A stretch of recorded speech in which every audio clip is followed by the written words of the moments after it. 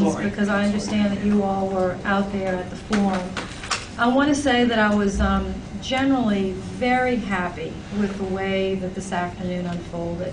People took a lot of responsibility to be respectful of each other and to state their positions, you know, some with passion and some with a lot of emotion, but you know, as I tried to explain, and I think people understand that just here in Louisiana, you know, we have, our population is in about 6 different situations. Some of our people are on Medicare, some of our people are on Medicaid, some of our people have their own insurance, self-insured, some have insurance through their employers, private employers and public. 20% of the population is uninsured, and then 1% are through the Veterans Care.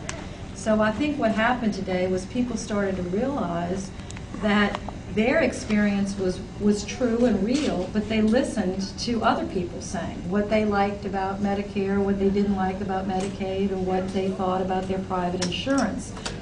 And I learned a lot, and that was the whole reason for today, is just to listen. We had lots of good questions, and I thought this was a really, really good help to me and to the people that attended. Judging from that kind of reaction, and you've talked a little bit before about how complicated the state is and how oversimplified it gets on some of the big points, is there any way that you can vote for a bill just politically that may end up with President Obama's blessing and support? Is there any way you can vote for that, and you think the majority of Louisianans accept and understand that position? Well, let me tell you, I have my eyes not on the President or Congress. I have my eyes on the people of Louisiana and the people of our nation. And I'm going to continue to work to try to find solutions to their problems. And as you've heard, they have some serious problems out there, from self-insured people that can't afford their premiums, to people on Medicaid that like it, but they think there's way too much waste and fraud in the system, to people who think that it's not fair for people to be treated at emergency rooms because it's expensive. So my eyes are on them. This is not about Democrats, Republicans, or President Obama. This is about the people that I represent and trying to listen to them and see if we can find a way to provide better coverage, affordable coverage, and you heard choice, you heard freedom, and that's what I'm going to be thinking about. A lot of people seem to have a lot of misconceptions. What can be done to clear up a lot of these misconceptions about Well, I think having more forums like this, where it's not just soundbite driven, but as you can see, we went to great lengths to try to get people to listen to themselves. It's not about listening to me. It's about listening to themselves and understanding that right now we have many different systems operating. Some are public, some are private, but it's all expensive.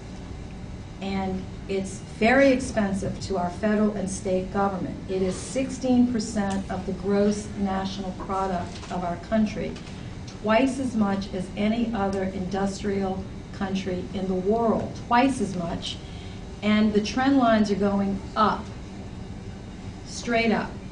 So it becomes a real question to the country, even if you do like the system, can we afford it? Now, we can reduce waste and fraud. We know that it's there. We can make some changes to other parts of the system, but we've got to figure out a way to deliver better quality care, more choices, less cost. Now, nobody's going to tell us how to do this.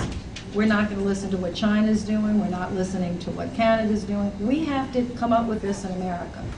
And I think if we can come up with a better system that we have, some pieces of it are good, but it's very expensive to the government, to families, and to individuals. Senator, can you talk about what do you like about this health care plan? I know today we heard a lot of negative everything. Can you speak to what do you like about this? Well, what I like about today was that a lot of people got to voice their views. I don't necessarily support what the House of Representatives has done, as you know, but I'm generally supportive of a little different approach. It's the only bipartisan approach in Congress, which provides subsidized insurance, but controlled and reformed insurance to people that gives them more choices.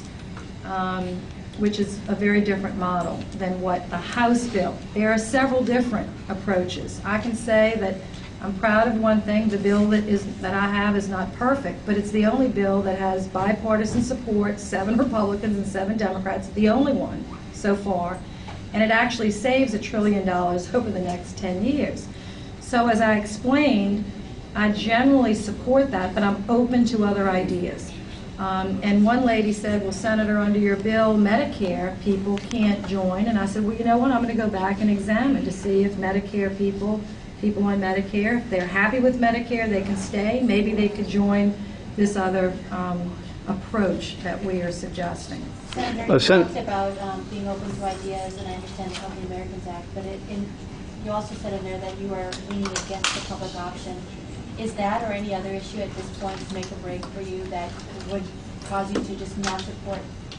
That's a very good question. I have from the beginning not generally supported a public option, but I want to keep this debate moving forward because I do believe, while there's no one perfect plan out there, that what I know is that the plan we have, whether you're on Medicare, Medicaid, or self-insured, is very expensive to you, your business, and to the government. And we've got to figure out a way. Plus, there's overutilization. I mean, people are using it more than maybe they need to because they don't even really have an incentive to make good choices. And some people don't even feel empowered to make good choices. They'd like to, but their insurance companies won't even tell them what's covered or not. Or when they go to the doctor, the bill doesn't come to them. It goes to their insurance company. They don't even know what they've been charged for. So putting more transparency in the system, allowing individual citizens to be empowered and make choices and give them freedom and use the market as competition, those are some of the principles. And what happens in the public plan is if you extend a public government-run system, it competes against the private sector. Some people think in a very unfair way. You know, they think it's not fair to have private business trying to compete with the public. So that's where I am on. Thank you, Senator. Senator, you mentioned that you have a bipartisan plan. I'm just wondering, has the President heard and read your plan? I don't know. Yes, he has heard this plan because Ron Wyden briefed him, who's the lead sponsor, Ron Wyden and Bob Bennett, again, Republican and Democrat, Healthy Americans Act. Ron was able to brief the President, I understand, privately for over an hour. There's some things in our proposal that the President likes very much. There's some things that are different than what the House or the Senate may propose. But as I said, you know, it's just a marker to start a conversation because I hear from so many constituents. They need to get their premium costs lower. They'd like to not have their insurance companies be able to drop them. They work hard. They believe that they deserve, you know, good coverage. And this was our attempt to try to, you know, provide that, and also focused on the cost to the government.